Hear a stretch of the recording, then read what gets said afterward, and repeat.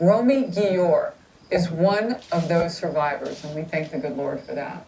She lives right outside of Tel Aviv and witnessed the deadly violence and destruction from Hamas terrorists. At least 2 of her friends died at the music festival, in which 260 people were killed. Another, a military member, died in the fighting.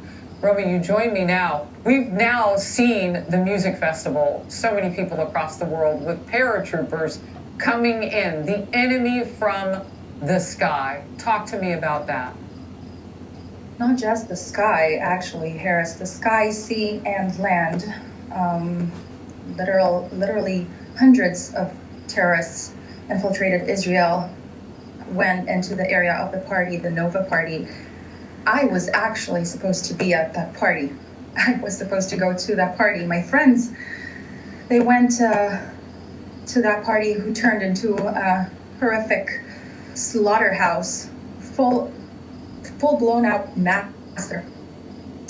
I know I do not have a lot of time, so I want to share with you, Harris, and the viewers, just one story, one testimony of someone who was there and was able to get out of there alive, if I may. A friend of a friend. We were able to hide in an old command post. There were many people hiding there. Some were crying, some were shouting, and others were in shock.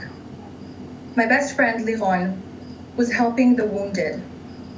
The gunshots were getting closer, and a policeman who was with us said, "Pray and run."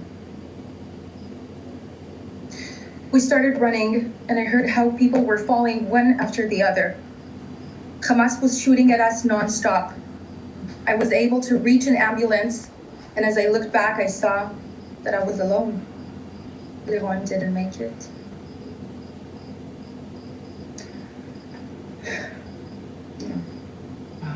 I listen to you, and it's not happening to somebody else. It's happening to you and the people that you love. And I can't even imagine. So what are you watching for that you need right now to learn more about? Is it that the United States is getting more involved? What are you pinning your hopes on now? If I understand your question correctly, then obviously the support of the United States is a big comfort. If I could say thank you, if it wouldn't matter to anyone, then obviously I am thanking the support of the United States. If I can tell you about what I am feeling as a citizen, an Israeli Jewish person, that this is nothing we've ever seen before. We are dealing with the most savage animals known to mankind. Families were murdered inside of their homes. Hundreds got abducted over to Gaza. Children, women, men, babies, elderly. I have people on the news looking for their grandmother, mothers screaming their lungs out, searching for their sons and their daughters. It's horrible. I cannot even explain. I don't think a human mind can even comprehend this situation.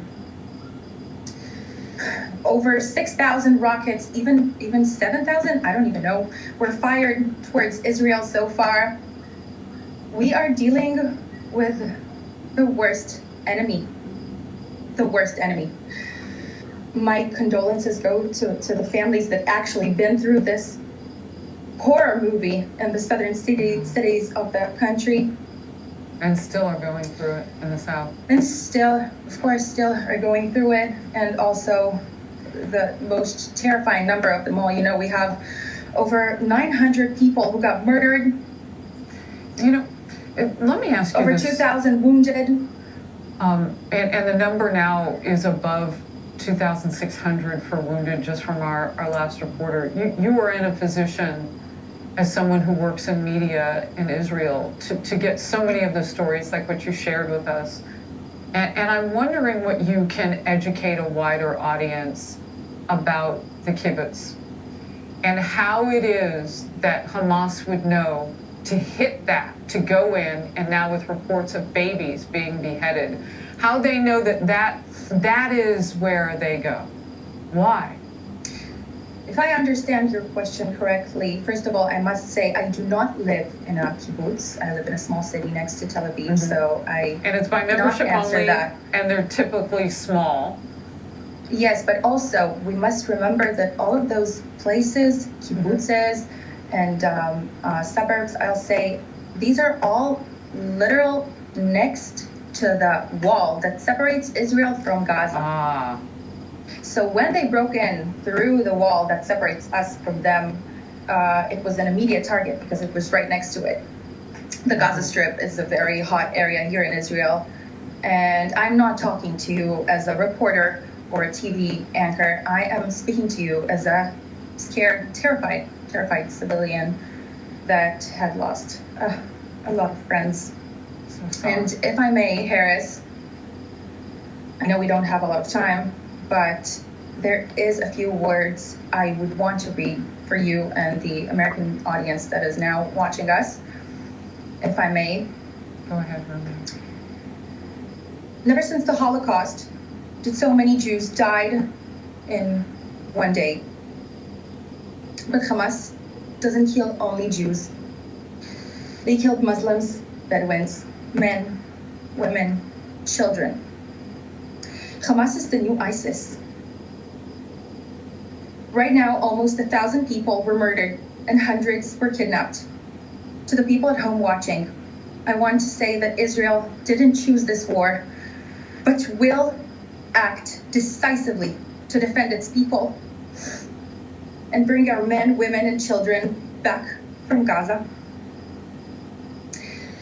We will need the support of the American people at these harsh times, and together we will end the terror that threatens not only Israel,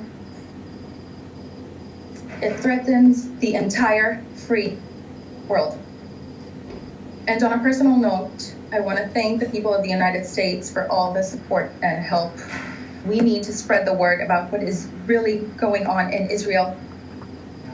Well, and from what I'm hearing, this could be a protracted, long battle to root Hamas out from where you are. Romi Giur, thank you. And thank you for being able to, as you so graciously put it, tell us what it's like to feel that, but also report to us what it is to be among it from a reporter's perspective as well. You did both, my friend. God bless you. Be well. The devastation